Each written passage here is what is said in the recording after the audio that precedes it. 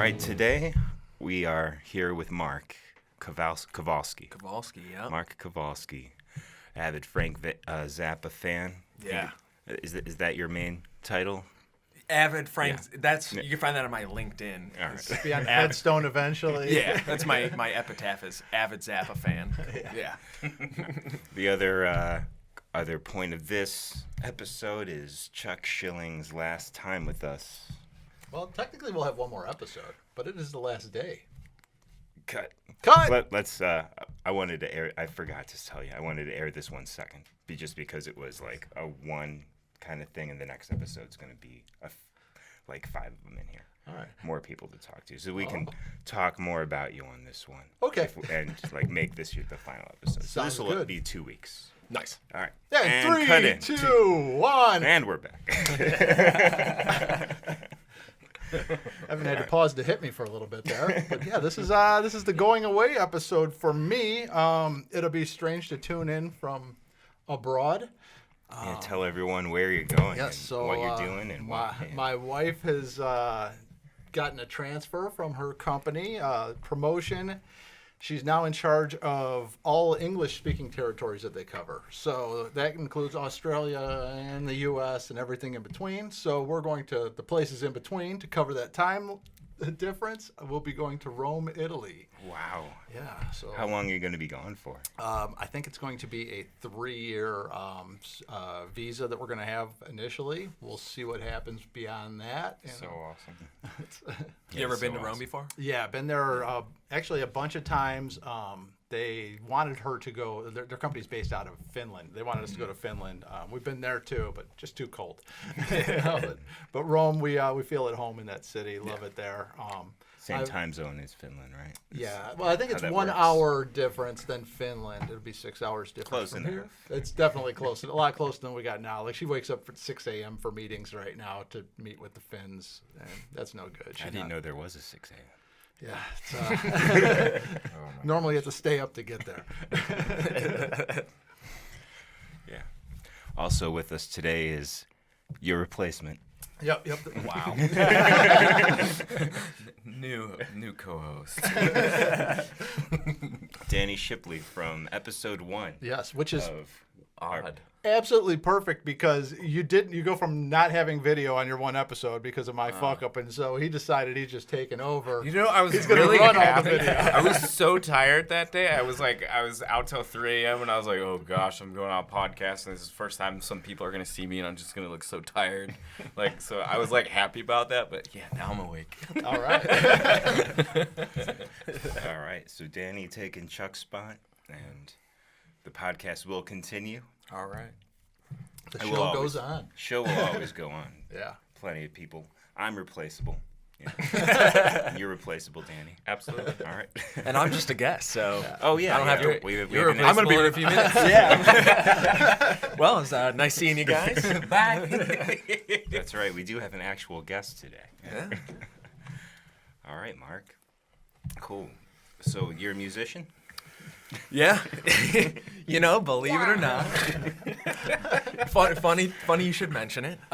Yeah. So I play guitar. I guess traditionally, been a guitarist. But in recent years, I've been branching out into, new stuff like production and synth and modular synth and just stuff that takes away, all your free time to do anything else. But yeah, so I've just been really trying to broaden my horizons and be more than just a guitarist because there's enough of those in Cleveland. I know. This is the kind of hobby that makes you try to get more free time. Like, all right, how can I spend more time doing this? All right, less time at work there, less time there. Yeah.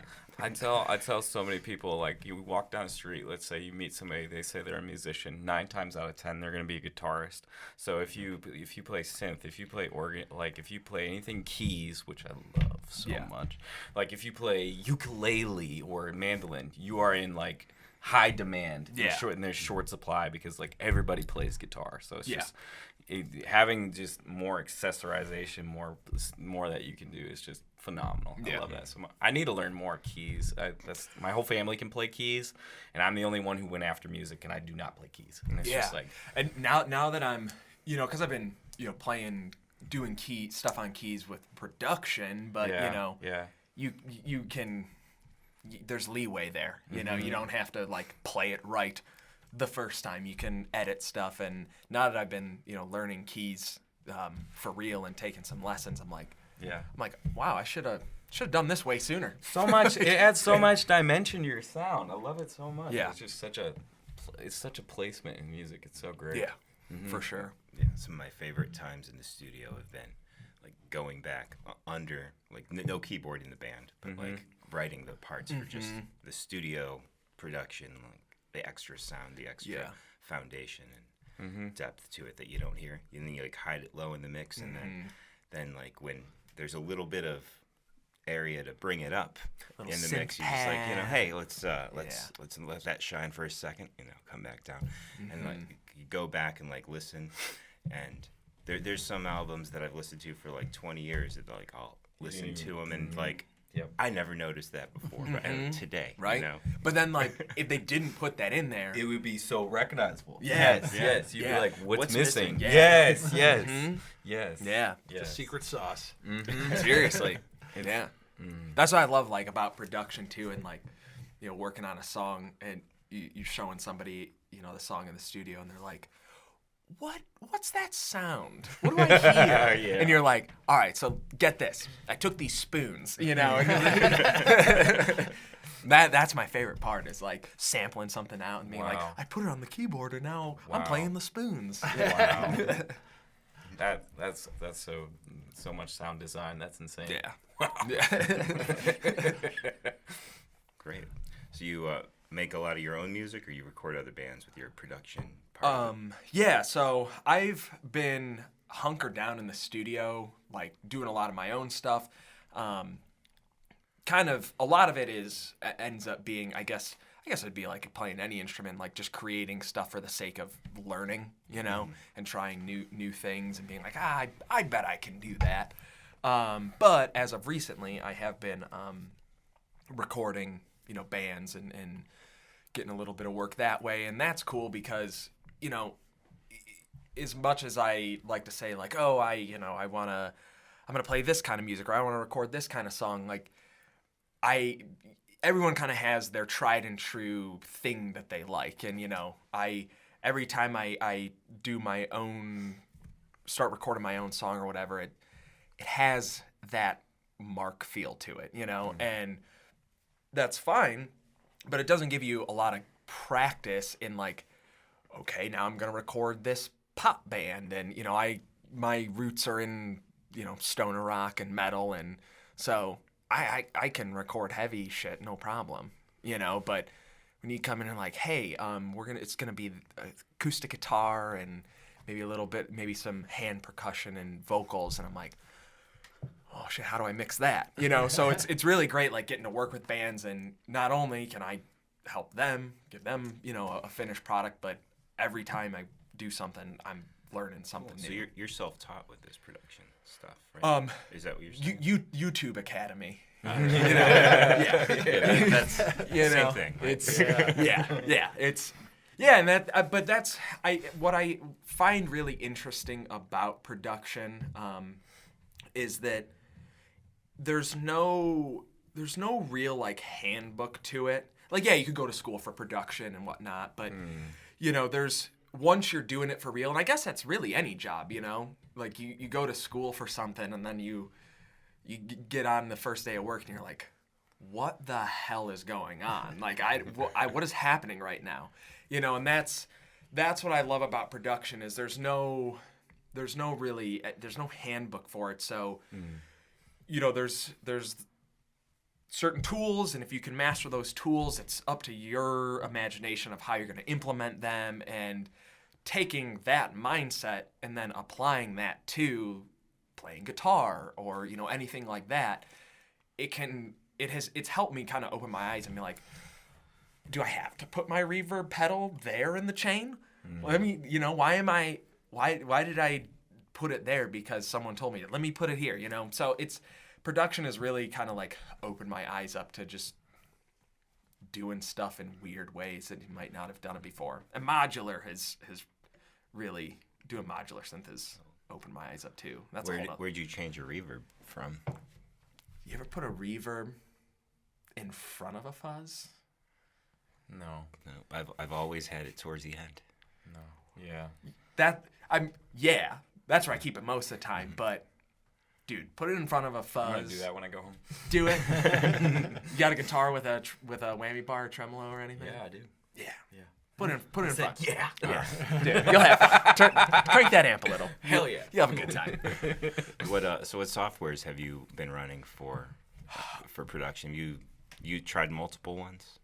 Primarily Studio One is like my main DAW, but I use a lot of times I'll use like Adobe Audition if I need to like get really nitty gritty on editing, WAV file, just doing really nitty gritty work on it. And honestly, sometimes like Audacity, there's certain things on Audacity where Really? I'll be working in Studio One. I'll be like, shit, there's this effect in Audacity that I'll be like, let me just export this stem real quick, bump it over there, do it in Audacity, and bring it back. But yeah, primarily Studio One. I really like the workflow of it, and it's been good for me too. Like, if people record their own stuff and send me stems, like, I'm real comfortable with that workflow, and got a great mastering suite too, which if you can master stuff, Yes. that's, absolutely. I feel like it's invaluable if you know how to mix good, if you can master good, because like everybody and their mom has like a studio now. Everybody has an interface now. It's so accessible. But somebody who really has an art to it, like certain people I go to for mixing and mastering, I'm probably like, even if somebody came to me and they were like, I've worked with blah, blah, blah, like I actually don't care because I have such a good already product coming from these people that it's just like, it would be hard for me to deviate because you speak my language, you understand the sound going for it. But people that can dial that in for bands, I think that's like an amazing experience, amazing even source of income, side income. Just that's amazing. like, I don't think we've talked to anybody that can master yet, have we? I don't think so. That is, I'm like, I can do a pretty good job at it, but I'm not, I'm no. So we all know that you need to master your stuff. Can you tell us exactly what that's doing to the audio? Because you listened to it before, and you listened to it after. What is happening with the master? Hit the better button. I'm gonna put the sonic maximizer on. That's a good question because it is kind of like. It is kind of a mysterious thing, aside from like making it louder. So to make a long story short, when you're mixing, there's a good chance that the level of that is going to be fairly low, and you need to get that song up to, close to, whatever you're trying to achieve, line level, 0, whatever. And, say a release has 6 songs on it, right? You're doing an EP album, has 6 songs. Or there's a good chance, like, one song you recorded 6 months ago, and in this one you did now, and this one was done in between, and some of those, the stems on that were recorded somewhere else. And now you have all these songs that are at different levels. They might have been mixed by different people, right? So everyone's going to have their own mixing workflow. So mastering is getting all those songs together to sound succinct and come out at the same level, so that way when you're listening to an album, it's not like the first song is here and then the second one comes on and you're like, whoa. You'd be adjusting the audio in your car constantly. What cassette tape brand was that? The dude in the chair or speaker brand? It was We were just Was getting it the blown RCA away. commercial? Was it RCA? RCA? Getting blown I remember, away. yeah. Yeah. I think they need I think to. I can remember that. although it's I think they somewhere need up to here. do some mastering on some of those ads on YouTube. 'Cause you'll be Oh yes. my, listening to they're something, so loud, and they dude. just blast at you. Like, Yeah. No, they It's they like, purposely here's what master you're those. doing. lines. Yes, Here's they what do you're it doing. on purpose. Hey, visit Geico.com. You're like, not only are you annoying, you're making me hate your brand by Yeah. being this loud. Like, it's just. Yeah. The weird thing about mastering right now too is that like YouTube, Spotify, any streaming service does their own like back end mastering, and they have their own level that they bring things to. Yep. So like to a certain point, like when I master, you're also like EQing the track. You know, you're doing other stuff besides just bringing it up to volume. But a lot of times, like I'm like, Spotify's gonna do their own thing. So like, YouTube compresses. yeah. And yeah. it's like a hard compression. It's not a light one. It's like hard limit. It's just Yeah. like brick wall. Yeah. Yeah. Yeah, no, we're like, tell people would be like, where can I listen to your music? I'm like, Spotify. You're gonna listen on Spotify. The music, like, if there's a music video, I don't have like a lot of music videos or whatever. I have like one, but like, don't listen to the music video. Go listen to music, Yeah. then watch Yeah. the music video because it's total difference. And It's that's total difference. That's something that I've really, because I like to learn that stuff. I'm a nerd. That stuff interests me. But starting to work with bands or, musicians and recording stuff, a lot of people, it's just not on the radar. And like, that's fine. It doesn't need to be. Like, you're learning how to play your instrument. You're like you're being a musician, right? And I like being able to like, Translate. yeah, translate that for people and be like, okay, listen, so here's what's gonna happen at the end of the line. And being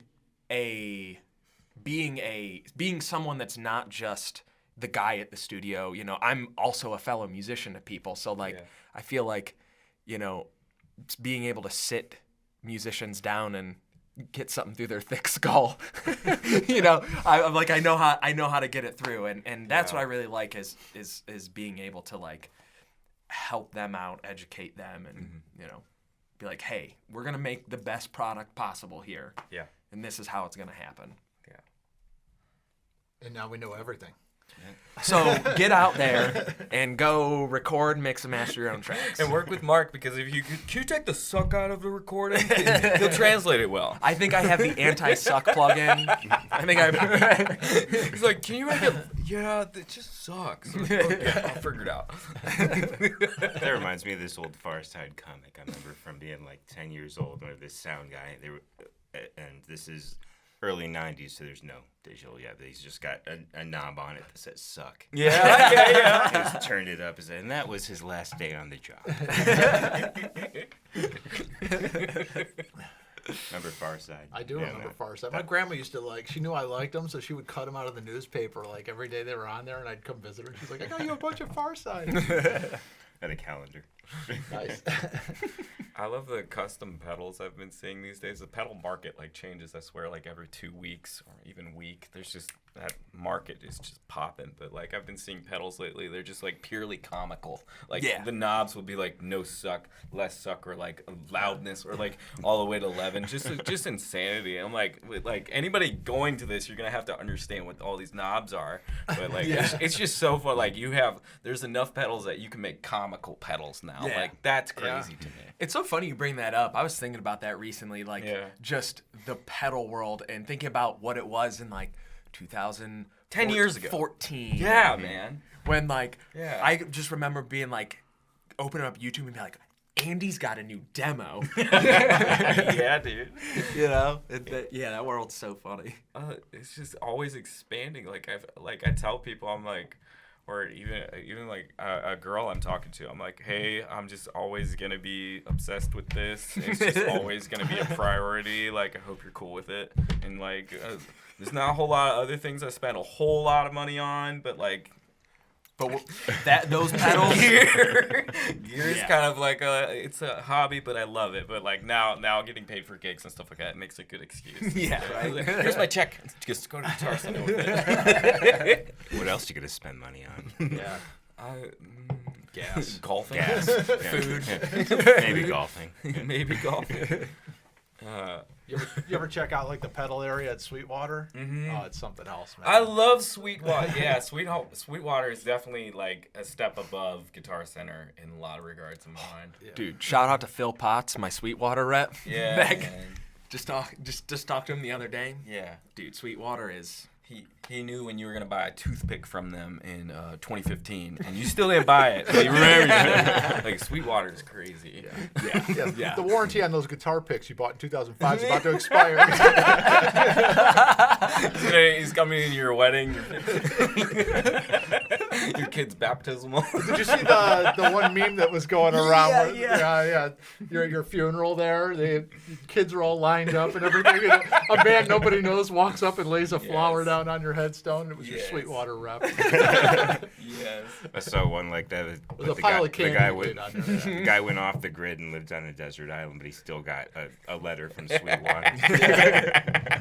And the tip from the guys at Mossum that told us here, if you let your rep know what kind of candy you prefer, they will send that kind of candy. No. Yeah. Yes. Are you kidding Yes. me? So Yeah, there's what was there's a Sweetwater Dave's hack. Bit of honey. That was Yeah, So he only oh, gets honey. bit of honey from now. Yeah, that's... Oh, bit of honeys are my favorite. You can let them know what your Favorite. preference Yeah. is.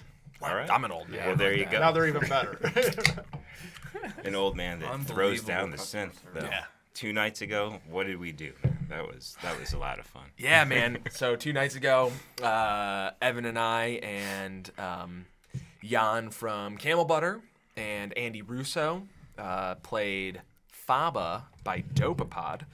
Yeah, take that one. Yeah. You played guitar, I played guitar. Yeah. I played synth, Andy played drums, and Jan played bass. It's this 10-minute instrumental with like 5 movements to it, Yeah. almost like a classical piece, but like Yeah. for a prog rock band. And Yeah. it was a lot of fun insane. to learn, a lot of fun to like get some techniques that I had never picked up in just trying to learn the parts. And Yeah, super interesting song to learn. Super interesting band too. Like, I admitted. we need a Dopapod bell too, just like we have the Okay, Kid bell, yeah. you know? Yeah. What? Every time that, every single episode somebody mentions Kent or Kent State or something. Oh, yeah. Okay. I feel like we've mentioned Dopapod just as much. Yeah, pretty much.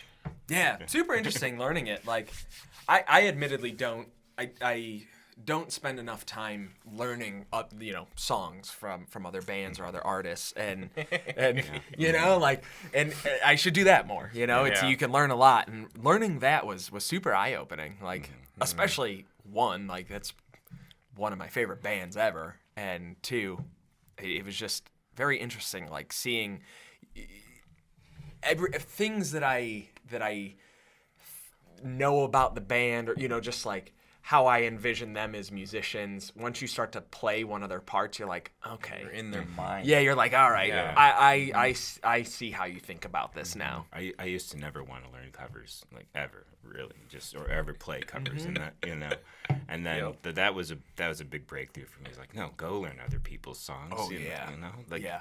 you're not gonna learn everything just from what you find out on your own. Go learn that. Go learn a song you've never heard before. Go learn like a genre that you don't ever play. And I feel like with my guitar playing right now, I'm kind of at this point where I have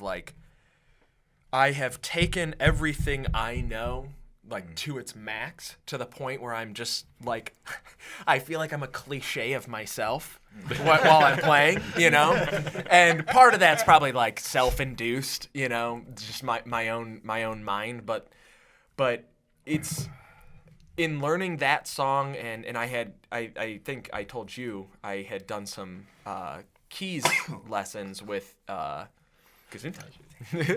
done some keys lessons with Eli from Dopapod, and it really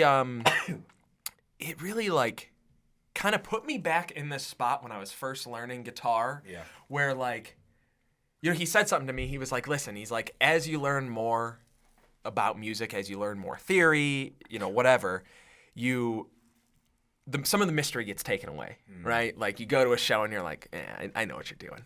You think you're clever, right? Like, that mystery gets taken away. And he's like, so it's just this, never-ending search for that new mystery. And like, I feel like right now I'm at that point where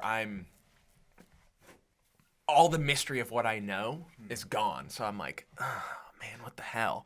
And now that like I'm learning some Dopapod songs and practicing keys, and there's new mystery, and I see it, and I'm like, oh. So I'm feeling confident now with my guitar playing. I feel like I'm not going to be a shell of the artist formerly known as Mark. And I bet you see more potential in your playing too, right? Yeah, for sure. Yeah. New ways to look at things. Yeah. Stuff to bring to your techniques to bring to your own material too. I never thought I could write anything like this, but after learning like something that is way out in left field for me personally, like now I've expanded my own sound. Yeah. Something Stevie Ray Vaughan said in like an interview. He's talking about if he wasn't continuing to learn every day, he would stop playing guitar. Yeah. And it was like a really big realization to me, because whenever you feel like you've like arrived and you're like, I got it, you know, then you hope it's good to feel like you learned something, or you heard something that just like, you're like, that guy blows me out of the water. Yeah. That guy, like, that song, I can't do those transitions. That's what happened.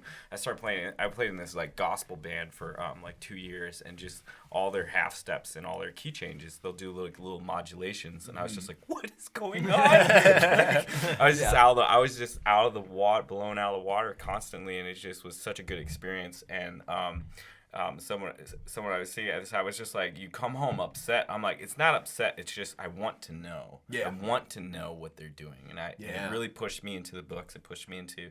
I feel like gospel is really keys led, like a really keys led thing, and that's probably why I got the gig out there at times, because it was like the guitarist that they knew could come out, and I was gonna bring all my gear. But it was just such an eye opening experience just to learn new stuff. Yeah. And it's just so nice. It feels good. Yeah. I always say too, like I never want to be the smartest guy in the room, because if you are, then you have nowhere to go, right? Yeah. Like Yeah. you're at the top, man. Yeah. Which I guess is cool sometimes, but like, you know, It's lonely. like It's lonely. you know. Yeah, like you know, like that's where humility is so useful, because like just celebrate other people and learn from them. Because there's always something you're gonna be able to learn from someone. Yeah. You know, Yeah, even you know, other musicians that like, you know, I guess like at a cursory glance you might be like, I'm further along in my playing than that person, right? You're like, you can maybe say like, from a numbers standpoint, like if we were quantifying the ability to play this instrument, there's certain things that I'm better at than that person. But like, if you take a step back from that way of thinking and you just like watch that person play, you're like, huh, well, that's cool. I never thought of that. Like, because you're new at this and you like don't have these like preconceived notions about how you should do something, you're thinking about it in a different way, and you're like, oh wow, man, like I'm way too arrogant, like, you know. And I love like being able to just take that step back and be like, just learn something from anyone, whether it's Eli from Dopapod, getting lessons from him, or somebody who's just starting to play guitar. Absolutely. The Beatles documentary on Disney Plus, I was watching that, and just I'm gonna be honest, I'm not really a huge Beatles fan.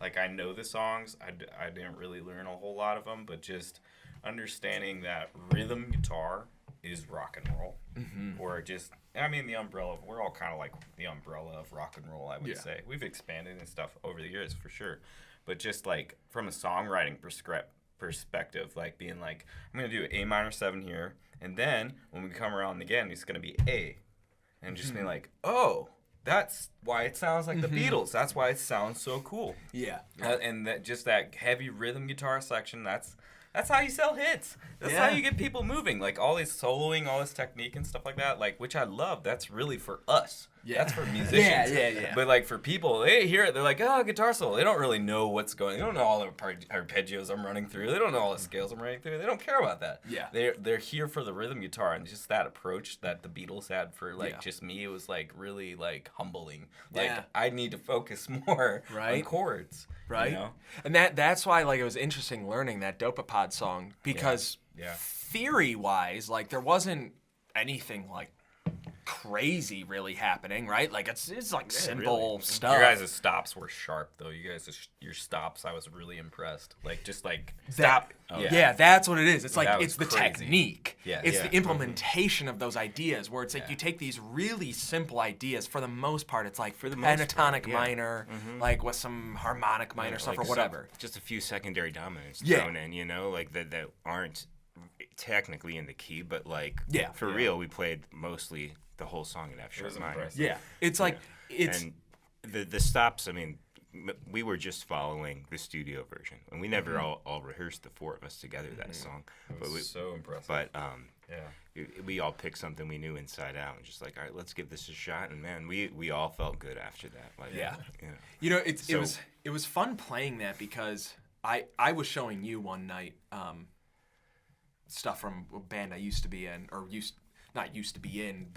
but Gigantor Smith, and the drummer moved to Nashville, and we were like, okay, this was a part in our lives, and we're just gonna leave that there and let it just be that. But like that, the music we made was like just a lot of that, like just for lack of a better term, just like bullshit stops where you're just just kind of like, what is going on here? Why'd you just do that? And it's really funny, like listening back to some of that music and being like, wow, like what?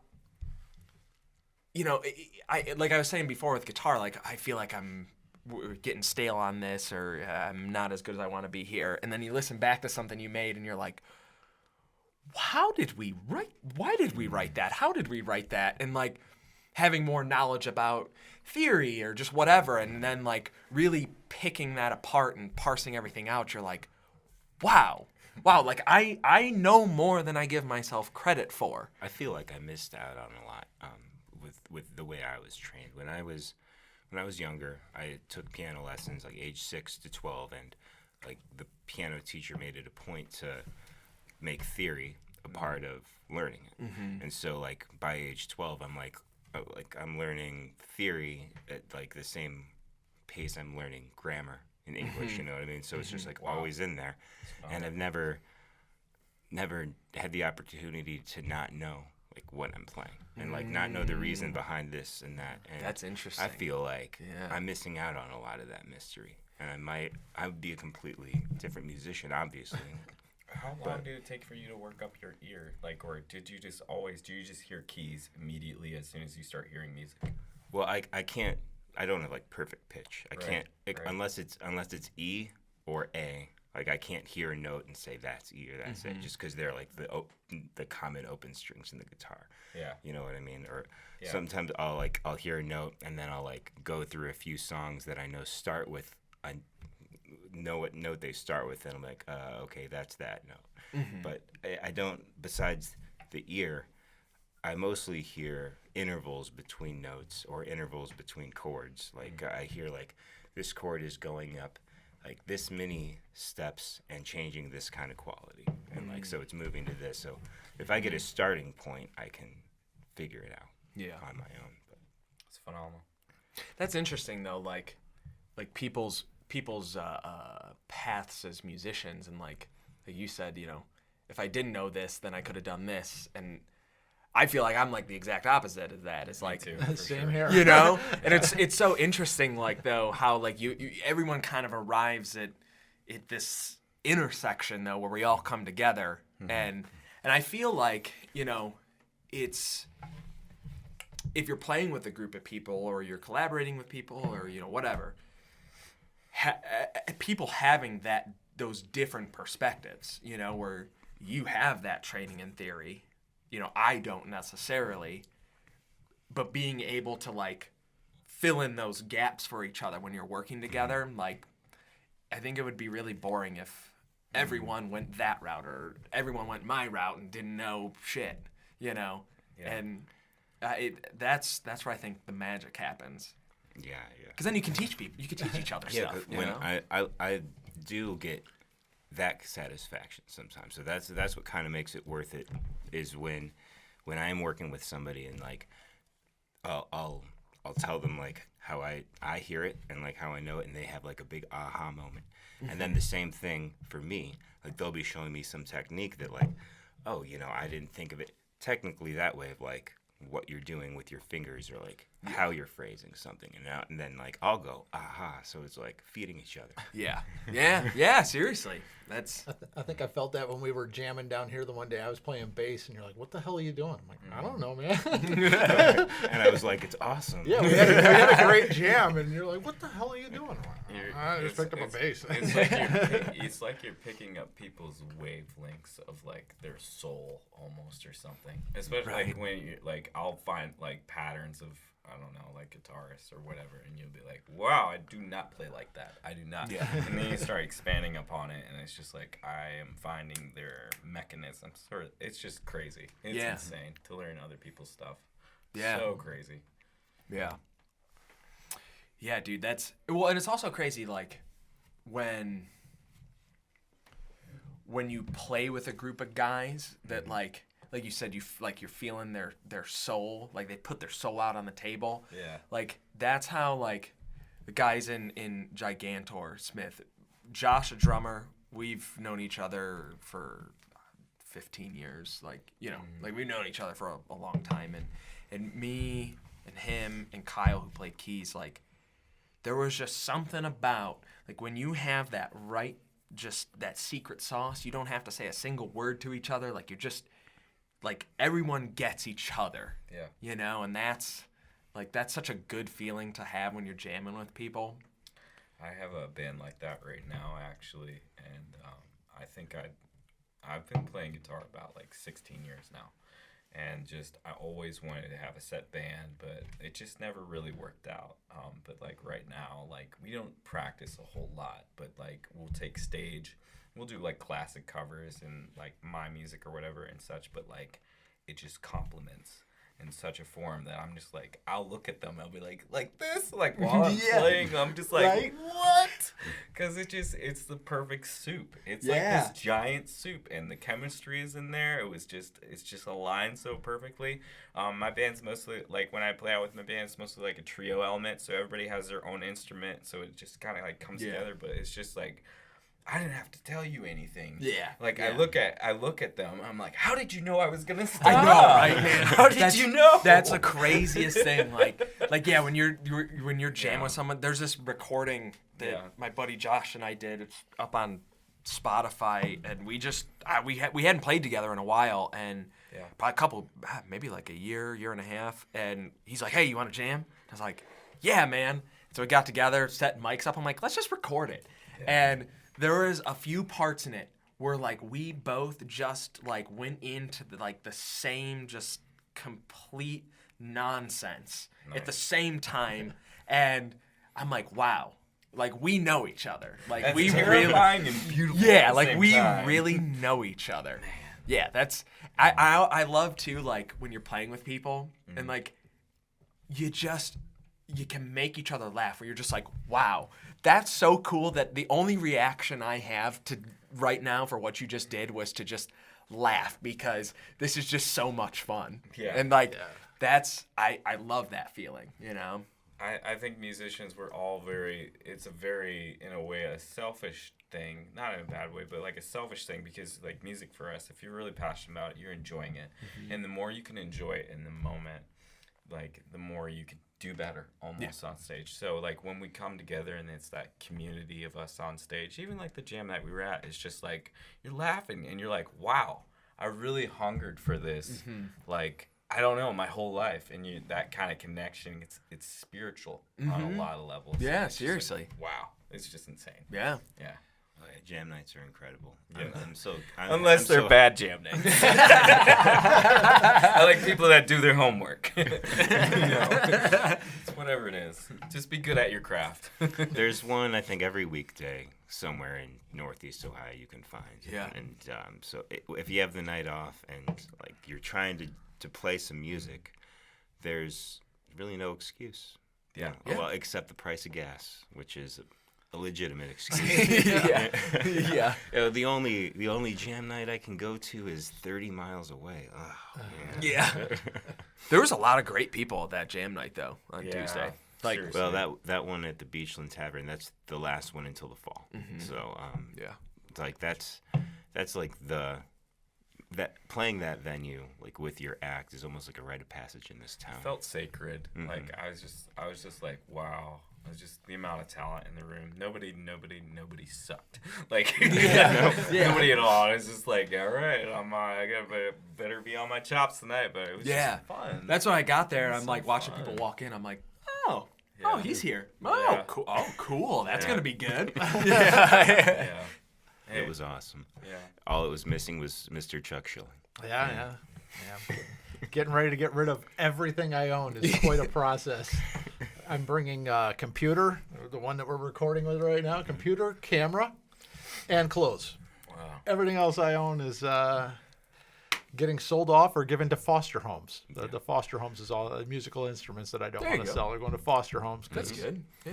Yeah, me and Rihanna just moved to a beautiful home in Manor Headlands. And That's my, we're my old fo- stomping ground. That's right, you're old. So we're gonna foster a bunch of your orphan possessions. Absolutely, yeah. And I'm gonna hang out. Yeah. All right. Well, let's take a minute Okay. and thank our beautiful sponsors. Oh yeah. Should we start with Chuck Kaminsky, the We- basement we trader? always should start with Chuck Kaminsky, and so should you. If you're looking for, That was beautiful. if you're looking for a great skill for your setups for any of your fretted instruments, or if you're looking for old, new, vintage gear, repairs, Chuck's your man. Chuck Kaminsky, whose company is called Basement Trader. That's BASSMENT Trader, one word, .com. Also got 2 shops on the Reverb site. Yeah. One for instruments, one for accessories and amps. Yeah. And I myself have purchased a bass from him. I've had all my instruments recently set up by him. Chuck Kaminsky from Basement Trader. Awesome dude. Yeah. Why don't you tell us some of your experiences with Chuck Kaminsky? Well, the first Chuck time I saw Schilling. Chuck naked was I met Chuck at I knew him from Arrowhead because I used to be able to ride my bike up to there. That's when I right. He was still younger. gives lessons there, right? Or works there? He still works there. Yeah, I think 1 or 2 days a week. He's still there. Arrowhead yeah. Music in Mentor, Ohio. Yeah, he Another was great running music a store. jam night at Wits End in Willoughby, which was Kickers back in the day. And he knew that my dad was a musician, so I knew him. So I was able to get in and do jam nights when I was 13, 14, something like that. And With Muff Diver? with the right? Muff Divers, yes. Actually, you were talking about synths. The guitar player from the Muff Divers is now building synths in his garage for fun. Wow. Yeah, so if you ever need any of that, Alan Maslar could probably hook you You up. probably shouldn't have told me that. Yeah. Now I'm gonna want We'll get you to. connected with him. He actually just graduated last weekend, so congratulations, Alan, on your graduation. He followed my footsteps of going to college 20 years too late, but better late than never. So now he's making synths and looking for some work. But where were we? Chuck Kaminsky, Basement Trader. Awesome dude. That's right. We can also thank Unrefined. Unrefined is a new 100% gluten and dairy-free meal prep service in Cleveland. Unrefined uses local vendors for their products, and the food is always served fresh, never frozen. If you're within 35 miles of downtown, they'll deliver it right to your door. If you go to unrefinedls.com, you can check out their whole entire menu and place your order. And if you use the promotion code CS20, you'll get 20% off your first order.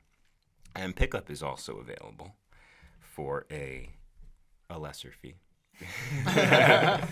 And if you ask me, you should get the turkey taco salad or the Asian glazed chicken, and they have a new chicken jerk and shrimp jerk. really hungry now. So Yeah. you're legitimately you're selling me on this right now. Yeah. Like That seasoning. If you don't have the time to cook, which I mean, who does? Like when they're always on the go. Yeah. Yep. I eat a lot of meals in my car. Well, some gas stations I've stopped at, they'll have a microwave there. You just pop it in. They all of Unrefined's meals come to you in microwave-safe containers. You just pop it in for a minute or a minute and a half, and it's good to go. Can you text me this info later? I can text you Because this info later. I am going to. You gotta watch the whole podcast. You can check out all their food and promos on Unrefined CLE on Instagram. They got some great videos. A lot of great marketing is going on, too. They have a good team. Cool. Listen CLE. Listen, CLE. Check out episode 9 of this podcast to hear our interview with Mike McFarland and Amanda Nix. Listen, CLE is doing great things for the Cleveland music scene. If you go to their website, one of their links is to 9 playlists on Spotify. Mood-based playlists. And Okay, they are specifically curated for your mood, and they're all Cleveland artists, Cleveland bands. Cool. There is Love, Groove, Energy, Chill, Feel Good, Misery Loves Company, Rock Out, Dancing. Wait, that says Driving. Don't dance while you drive. Night Driving and Acoustic. That's 9 mood-based playlists. I've had too many of these Great Lakes IPAs already. There's no such thing as too many. Listen, CLE is also doing a great thing for musician networking right now, too. If you go to listencle.com, you can get self-guided to get in there. It's basically an EPK. Yeah, it's like a musician's database. Wow. For Cleveland, For Cleveland. which is great. Yeah, and it's really easy to sign up for, and it's free. And venues and event planners that are looking for a specific type of act can filter through, and there's been a lot of success on it already. Glad I came here Yeah, today. see, we got all kinds of info. You're going to have good candy, and you're going to have an EPK. Listen CLE. And this is also telling us that Mark's never actually listened to the podcast and heard all of these great things. I listened to the Jamie Stillman one. I listened to Sade. He told you. Actually, I forgive you that because I don't think we ever had time to get to our sponsors on that Jamie Stillman episode. No, I don't think we did. Yeah, that was a great time. And Sade, if you still want my couch, let me know. I'll reach out to you. Swing on by tonight. Swing on by. We'll throw it on Evan's car. Bungee that thing down. I got the 4 transit in the driveway, so just Yeah. throw it in the work van. Good. Leave to my go. car out of this place. It's going to kill your gas mileage.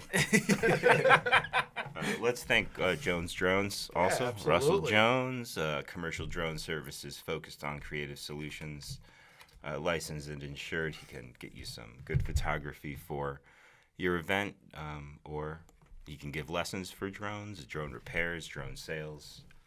Also, episode 18 of the podcast. Wow, you got them all memorized. I can't remember jack squat. I've just been hitting the head way too many times. Way too many times. There you go. But Russell had some videos. He was live streaming the other day, like a sunset. It was just gorgeous. He had the drone just kind of spinning around. I'm always I think at saying- your old Yeah, place. where I just moved from, he moved into. Yes. Yeah. Wow. Is he looking into move into another place? Because I know a place is going up for sale pretty soon. Yeah, this is a little too far from Cleveland for him, I think. Yeah, probably. He needs a bigger drone. You can get on that thing and fly out there. Cowboy. I'm always seeing his videos randomly pop up in my Facebook algorithm or whatever. I'm always like, yeah, he's still at it. That's cool. Yeah. Oh, I love seeing consistency with whatever's going on in Cleveland. There's always such cool One of my stuff favorite going things on. he does is the drone racing. Drone racing. Yeah. Drone racing. I mean, it's like a teenager's game these days, but they're like so super fast. So quick. It's crazy. Yeah. Yeah. What? Yes, Where does yeah. it happen at? First person viewer goggles on for that stuff. Yeah. Yeah. Going through canyons and stuff. Well, through hoops, there's Yeah. marks to get through like a video game. But it's crazy. Yeah, it's great. It's really cool. Yeah, check that out. Yeah. It's a wormhole to go down on YouTube. Yeah. Yeah. Yeah, Jones Drones Cleveland is his business name actually to not do any copyright infringement here. And jonesdronecle.com. I think if we plugged the wrong place, they'd be all right with that. Oh no, they sent us business that didn't want to be here. We'll never take their money. We'll never take their money. Yeah, the All-Star Game footage is So still, cool. I think, by far my favorite thing that he's done And if for you don't want TNT. to, if you don't want to watch us, you can just watch the beginning of that video, and you'll see that some of the footage he got with the drone. It's cool as hell. You can shut it off like 10 seconds in, you won't have to hear our babbling. Cool. Let's get back to our guest here, Mark Kovalsky. Hey, that's me. I have trouble with last names. I don't know, especially Polish ones like Yeah, man. I get Kovalsky. I'm like, where did you find the B at? Like, but yeah, I get Kowalski. That's understandable. When I host open mics, I only say people's first names. I do not say their last name. If they put their last name on there, I'm not saying it. Like, and I'll be like, and we got Gina. Number 4. Gina. We got number 4. Come on up. Like I'll start repeating their first name because I'm. Bring up the third gym of the night. Who's third gym? You host an open jam, right? I host an open mic in Berea at a bar called Front Street Social. I've been out there for about a year now, and it's been very good. It's been very fun.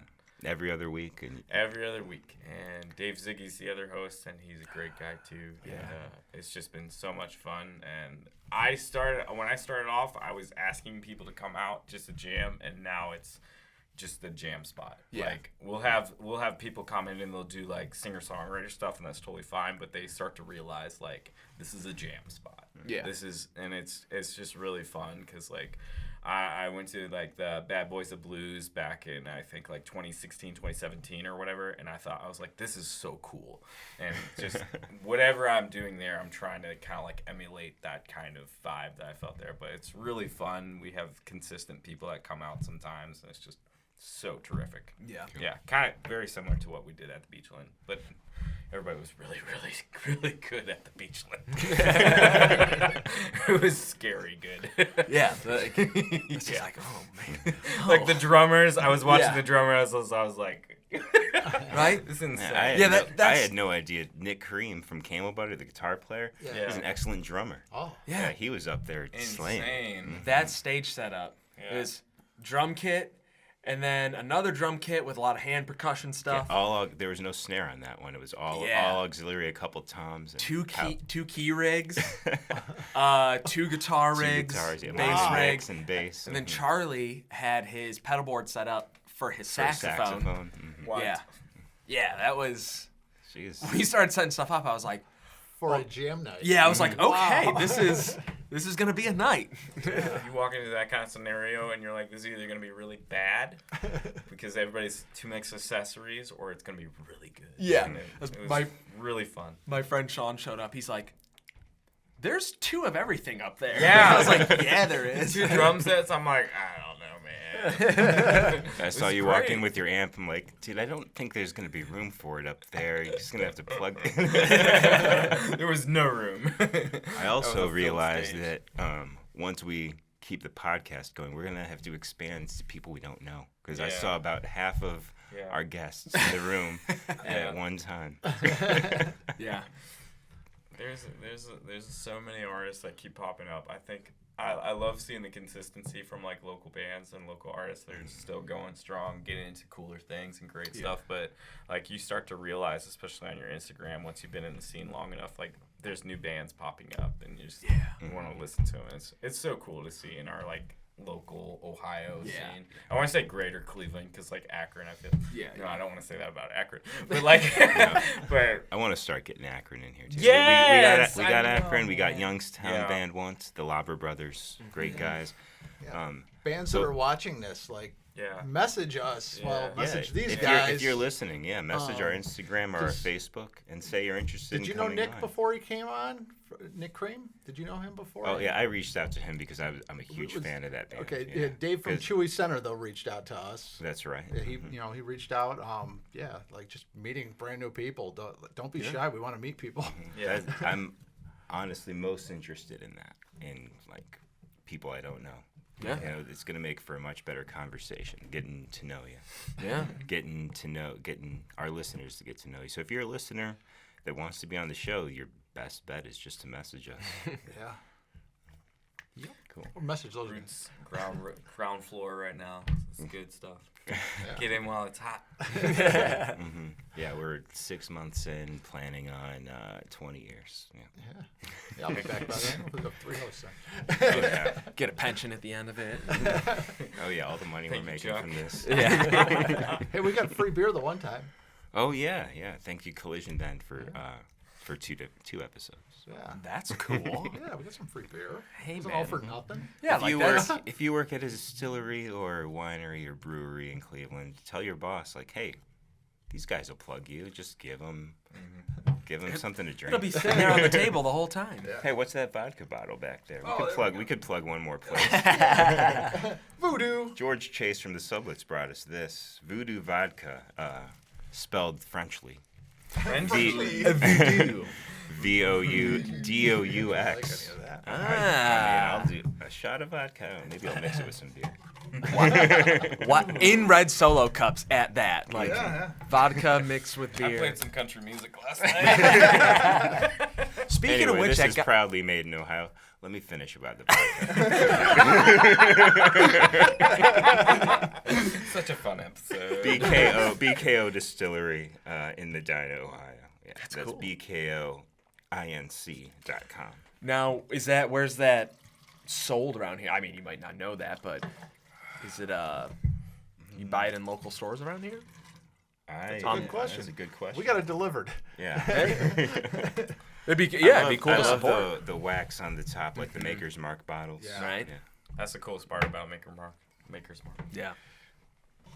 Actually, I went to their distillery one time with Russell Jones, Oh, wow. and we went to Tennessee for that solar eclipse like 5 or 6 years ago. The line of totality was right in like the Smoky Mountains on this cliff in Tennessee, so we saw like the whole eclipse, and then we made like an extra trip out of it. We went to Maker's Mark Distillery. Wow. Like out of that whole bourbon trail, it's like way off, like 60 miles from the highway. And at the end of that tour, you get to hand dip your own bottle. Oh, that's cool. That's cool. Yeah, very cool. You weren't kidding, man. Oh yeah, Great Lakes Voodoo. Great Lakes Voodoo. Hey, I see a collaboration happening soon. Is that our new band name? Great Lakes Voodoo. All right, I hate band names. I hate coming up with them.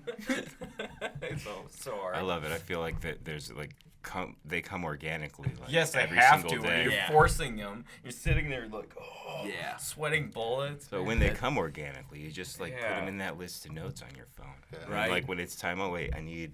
Oh wow, I've got some great ones. I know Muff divers. the Muff Yeah. Divers. Yeah. Yeah. I like storing lyrics. I like keeping that in mind whenever I'm writing songs and just recycling something even from years back. But like band names is terrifying for me. I started off in like the metal scene or whatever back in like I think like 2011, and like it was so niche. Like you have to have like a cool band name, and it's terrifying. And you have to have it in Now that it's super specific- relaxed. Now it's super I feel like it's more relaxed. It's wide open. It's like I don't know, like kind of like a new hippie movement or something as far as band names. Like you'll see like band names. You're like, yeah, that would have never worked 10 years ago. Yeah. Now That's the first. Well, not the first band. The first band I was in. What were we called? While We're Safe. wow. That's kind of post-hardcore-y. What year was that? 2014, 2000. right? 2014. Okay. But then the stoner rock band we're in, that was Monastery. And Okay. that's pretty appropriate, you Yeah, know. it's definitely appropriate. You yeah. know, Yeah. not because a lot of those bands, it's like green lung, green shoes, weed demon, which is, I mean, those are real bands. I like them. Yeah. Any of those bands, you're cool. Yeah. But you know, we're like, okay, you know, like what do we call ourselves? And then Gigantor Smith, that one's like totally off the wall, and that was my friend being pissed off one day, and we were at the gas station getting beer, and there was some girl in the way, and she was she was pretty tall, and her shirt on the back said Smith, and he's like, "All right, Gigantor Gigantor Smith, Smith. get out of the way." That's great. And I told the Perfect. guys I was playing with, and they're like, "Yeah, that's it." That, There you go. you know, but Story. I was in a blues rock band in college called Rocks Blue because I was really drunk one day and told somebody we are kind of. I was trying to say we kind of are blues rock, and I said we're kind of Rocks Blue, and that's how the band There you name go. came. I feel like it's either the band name has to either Start be saying that when people ask, "What genre you play?" And then Rocks I Blue. misspelled it in an email once, like BLEU, so it was Rocks Blue, like blue cheese. That's perfect. blue cheese on the rocks, please. Rocks. Yeah, I feel like it's either got to be intentional or just really funny. Like, Yeah. I enjoy a good, funny band name. Mm-hmm. There's a band from around here called, I believe they're called My Little Sister. I believe that's what they're called. And we always made a joke where like, we should Is like, it Johnny's little sister? Something like that's another Yeah, band. that's a different band. Okay. But we always made a joke where like we gotta make a bunch of other joke bands, like just other family members, like my dad, my mom, my little brother, and like just make a bill that's just like just my little brother's opening The up for my family dad. That's perfect. Absolutely. Hey man. I went back and found a CD. I think I might have told you, but a CD it was made in April of 2002. So it was 20 years, and I just like came across it. And it was the band Remedy for Sanity, us playing at Peabody's. And I messaged the singer, who I think he still lives in Headlands. He might be one of your neighbors now. He's like, "Is that the show where I told everybody they could break anything, just not our stuff?" I was like, "Yeah, that's the one." Like 3 tracks in, he's like, "Hey, did anybody tell you could break anything in this place except for this stuff right here?" I was like, on the drums, like, "Oh, we're never playing here again." I remember being at Peabody's and somebody like broke one of their microphones. And, It could have been us. And that was Alan, the guy that's making synths now. He got all pissed off and just, like smashed his guitar. Like the hardcore bands would like swing the microphones like this. Like, they're doing it with It's Peabody's Taking Back microphones. Sunday style. Oh. And he like hit himself in the face with it, and he's all bloody, and the microphone's all Took a SM58 to the Did dome. he Yeah, keep that- performing? Did he keep performing? I think so. The mic probably did if it was a 58. Yeah. Yeah. Those Yeah, things. yeah. Going You can pick GG that out of Allen lava, style. and it still works. Chuck Kaminsky's story, he was telling me like they used to take the 58s and drop them off the building there at Arrowhead. way. When they were trying to get you to sell them, they'd drop it right off the building, be like, plug it in. Yeah, things And are it tanks, worked. man. Yeah. Like, all right, we'll take a dozen. Tour worthy for sure. Yeah. I wish everything was built like that. Yeah. So I just got a Jackson Audio Golden Boy, and the first time I brought it on stage, like it was just not coming on, and like I realized the switches on it, you have to push more down on anything, and I just started to realize more and more, like with like any boutique, anything, any pedals that I buy, like, is it stage worthy? Is this stage worthy? And like you can have whatever at home and it'll work properly or whatever it is, and it's just like, oh, it's so cool. You're just by yourself, you're jamming or whatever. But like bringing it on stage, does it work? Yeah, right? Like it's crazy. That's, man, the age-old adage of the sound guy Yeah. tired of your bullshit, and you're like, it worked at home. Yeah. Yeah. No, it feels like for me, if like I've had tube amps go out on stage, probably because like I'm not within that 3 to 6 months, like changing out the tubes, which I need to start doing periodically now. Good But luck. like, yeah, but like, but I had that happen on stage. The tube goes out, and I just be like, anybody have an amplifier? Like, just like, let's go or whatever. But it's cool in the community. Like, people come together and help out with that. But like, Yeah. why is it that equipment fails on stage? Right? Like, it is. It doesn't fail at home. It's not used. Maybe it's something to do with the power. I don't know. know. Like it's not used to a certain current, or I don't know anything about electricity, so that might sound really stupid. I'm talking about strings breaking too. Okay, well, I mean you're playing hard. Patch cables on a pedal board. Yeah, man. Freaking patch cables. One time I was playing a gig at Happy Dog, and first song in, patch cable just decides to say, screw you, I'm out of here. And but it worked if you held it a certain way. And so, we were a stoner rock band, so every song was like 8 minutes long. And my buddy like realized what was going on, my friend that was watching, and he came up and just like, I was like, it's that one. And he just held it in for this 8-minute song. Of elimination. You're like, yeah, just hold down the fort, guys. I'll be back in a second. And so the whole song, I'm like trying to hit my pedal board, and he's like in my pedal board holding it together. You feel like everybody in the room is watching. You're like, I gotta figure this out. That happens to me on Tuesday during like the sound checking my amp. Like, I'm like, no sound. Nothing. So I kicked the pedal board, and like it was like, and then went out again. I'm like, oh geez. And so like, I like you like put your fingers on the pedals and you like wiggle them. Like, this move, like that's so like there's something I gotta figure out. I haven't had a chance yet, but like something's loose in there. But it worked for the rest of the time. My worst story with that happened. I was in a competition at the Cleveland House of Blues. And I was like, if I do well with this, it'll really help me. This was like 2015. And I brought out my 2-rock the first time. I had just gotten it in August. The show was in September. And I brought it on stage to turn on my power. Nothing at all. And I kept flipping it.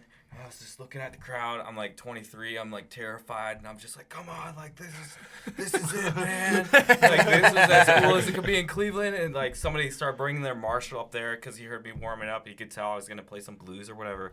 But like we just kept messing with the power and it somehow came on. But like it was a high voltage stage in the foundation room at the Cleveland House of Blues. I ended up winning at that competition, but like your stuff going out on stage, like it's just I tell people like every gig something's gonna happen. It's gonna be random, or like something's just not gonna work, and you just have to be flexible enough to just be like, I'm gonna play with 4 strings. I'm gonna play like we're gonna do the reverse chords here, okay? Like whatever it is. That's why like that's why I find like production so interesting and modular synth because like. I like the systems, working out a pedal board to the point where you're like, if you decide to just not show up today, I know you inside and out, and you're not getting anything past me. Like I'm gonna figure out in 10 seconds here. Yeah, dude. Like having your system down pat to the point where like you can fix anything on it in 3 seconds and be like, yeah, nothing's wrong, and just keep going. Yeah.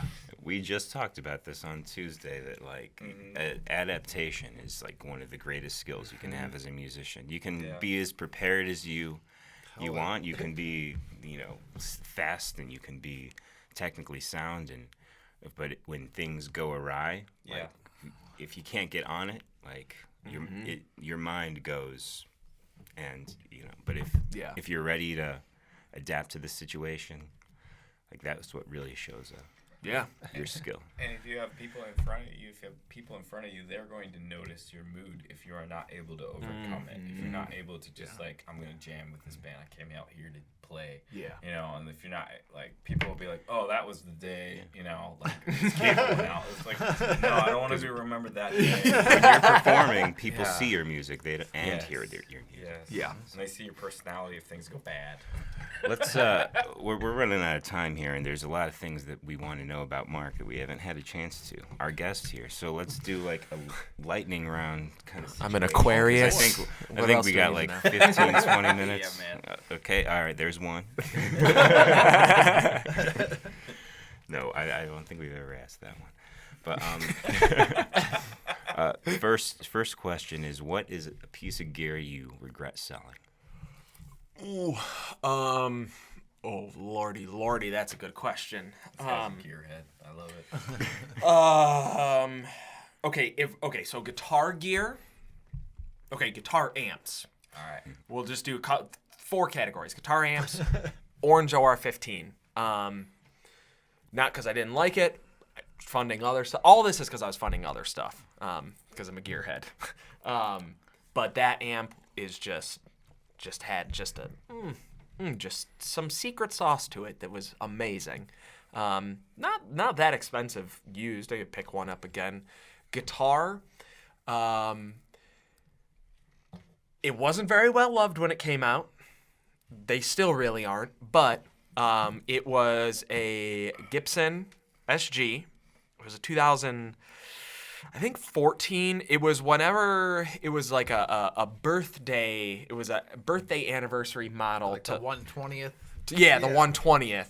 And it had the little holographic thing of Les Paul on the back waving. Oh, yes, I remember that. And I picked that thing up with the gold hard shell case at Sam Ash for $450. Dang, man. Brand new. Wow. And had a adjustable brass nut. It was just a great guitar. But that went to fun synth gear. This is lightning round, remember? Yes. Like, And then a synth I regret selling is the Novation Base Station 2. Not a Novation Base Station. Not an expensive synth, but that's no. I'm thinking guitars. My bad. Sorry. yeah. But yeah, that was a great synth. Just you can do anything on that thing. I'll get it again someday. That's how it always happens, right? Cool. Like, I'll buy that again. all right. Opposite end of that, what's a piece of gear you'll never get rid of? Probably one would be the 412 I built. I love that thing. It's just it's purpose built. It's mine. It's me, right? You know. What kind of speakers you got in there?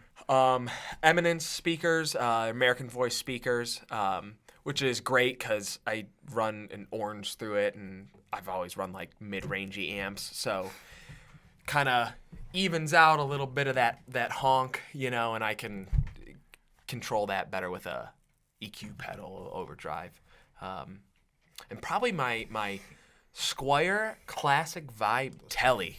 Fantastic. Those are great Like- guitars these days. Dude, The I 50s will. or 60s? The 50s. Okay. Dude, like, that thing is just, I love it. Yeah. It's such a good guitar. They're fantastic. Yeah. How long have you owned it? Probably 2013. So that neck is really customized to your hand. Yeah. That's so cool, man. Yeah. I love that thing. I love it. Yeah. What's a concert that changed your life? Probably, I guess the most recent one would be Lotus. It's Summer Dance at the Ledges. And it was yeah. It was It's mentioned a lot. It was not just the band, but just the people I was with, just the friends that I ran into there. Just the whole thing was just like, it was just a beautiful, Lotus beautiful is one of the most experience. inspiring shows I've ever Yeah. seen. I've seen it twice, and each time I left, and I think I practiced 4 hours. Right? You're like, I love shows like that. yeah, so right? You're like, much. wow, I want to make music now. Humphreys McGee is the other one that Yeah. did that to me. I've seen them 6 times, and every time I leave and go, all right, I'm going, I'm playing, Yeah. I've got ideas. The first time I saw Dopapod, the first time I saw them was another one where I was just like, there was a moment during that, because I had listened to 2 songs of theirs before I went to that show. My friend was like, hey, we're going to see Dopapod. I was like, yeah, I'll go. And there was a moment, I think they were playing Super Bowl, and I was just standing there what turns did I make in life to end up at this point where I'm just completely captured by what's happening right now? There's very few moments in my life where I've just been completely just Present. just present like that, and that show was one of those where I was like, wow. That's a beautiful thing. Yeah. Cool. I think that let's ask our last question that we ask all our guests, and I don't think we asked you in our very first interview. So let's get Mark the beta test. and Danny. 100%. I'm terrified. 100%. Did you say hello to the camera, Danny? Hi, I'm co-host now. I'm scared of this question. What's the question? What is a recommendation for a TV show or a movie? Oh. I like Obi-Wan right now. It seems pretty cool, and I love prequels because I love Star Wars. Anything Star Wars related is really fun. And just seeing like in 2005, I think when Episode 3 came out, like I loved Anakin Skywalker in a lot of sense because I was like I like this guy or whatever, but like and he died. So just seeing the continuation of the story, like in Rogue One and Obi-Wan, Rebels, and anything like that in between Episode 3 and 4 is just like magic for me. Rogue One was a masterpiece. For That me, was a great Dude, that was film. a The good last movie. 40 minutes of that film is everything Right? Star Wars that I've ever wanted. I Yeah. watch it all the time, and people are like, "Why do you like Rogue One?" I'm like, That's a "It's great movie." It's great. Yeah. It's great. I was a huge fan before the prequels came out. Right, episode 1, 2, and 3. Right, so those. Absolutely, yeah. I was a paper boy, and I used my money in like 5th or 6th grade from my paper route money to get the VHS of the special edition trilogy. I still have them. Yeah, The special edition trilogies where they like digitally enhanced it and everything, and I Was it the like, gold? It was a gold box, wasn't it? It was like it was, George Lucas it has was this gold. long intro. Yeah. It was white lighting into gold. Yes. Yeah. Yep. I had that too.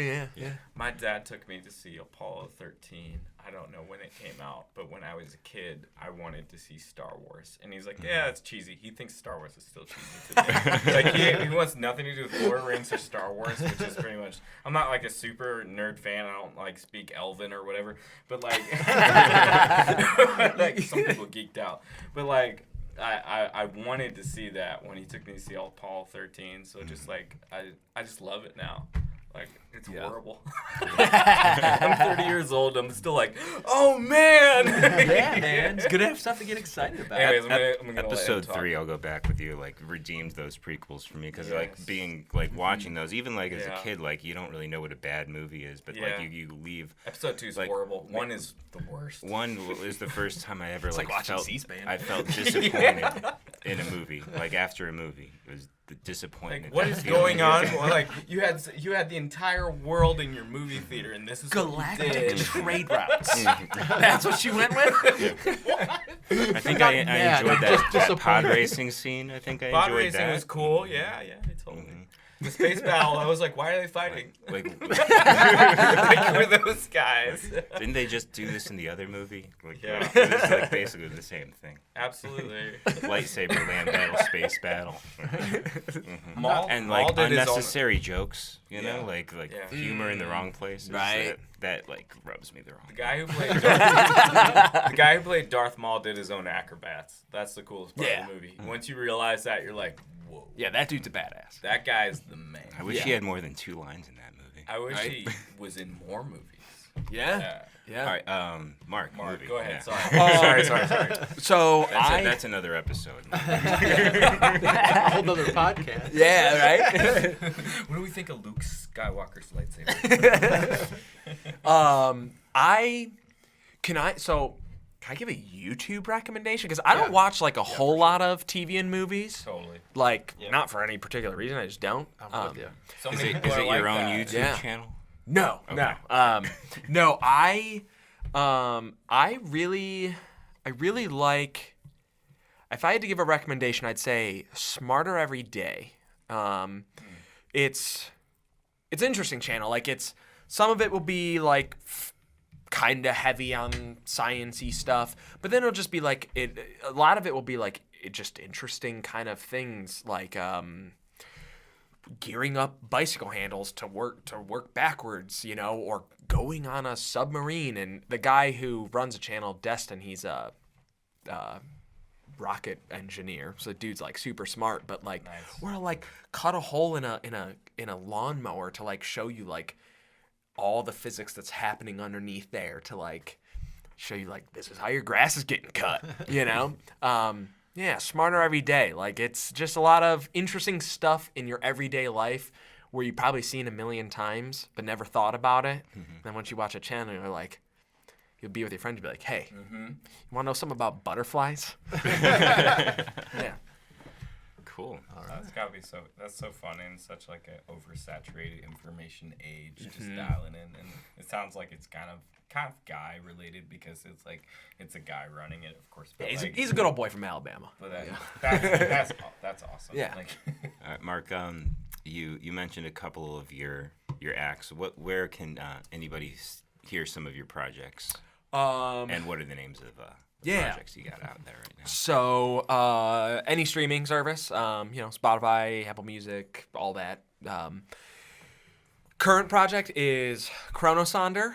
That's ChronoSonder.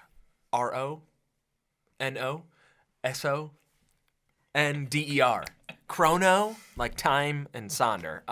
Correct. Yeah, yeah. What is Chronosonder?